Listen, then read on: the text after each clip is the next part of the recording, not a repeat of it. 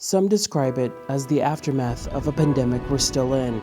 The mental anguish of isolation, death, and financial stress can be unbearable. Because COVID does not discriminate, every economic level, every background, every ethnicity, we all struggled with COVID the same way. We all had the same worries. Whether you were a government employee, a GIBWIC employee, or not,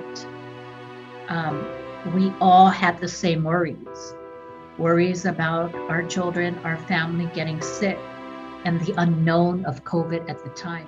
Those unknowns mounted on the stressors of life before the pandemic hit. You're going to have a harder time because you're already dealing with struggles. And so,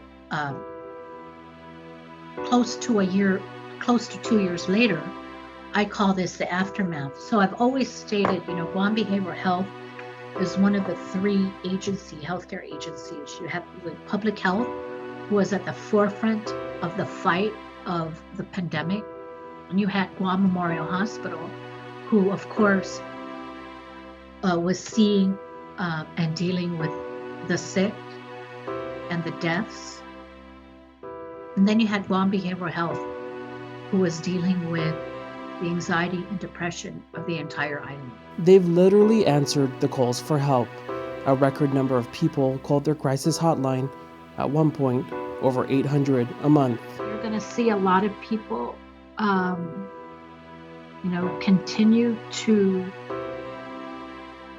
see their counselors, and some, unfortunately, might need medication. So it's a combination of medication and therapy. But the good thing about it is there is hope, and you're not alone. A simple but powerful message that could help someone in need. How the community can bring everyone to a place of healing is to, first of all, be honest in speaking to one another.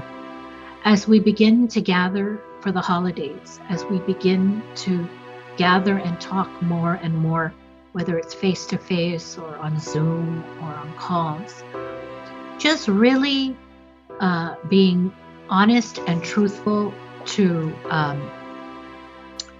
one another, and if anything that COVID taught us is the need to continue to be to check up on the people you love and care for. She says it is natural to seek and get help. We want the people of Guam to get the help they need.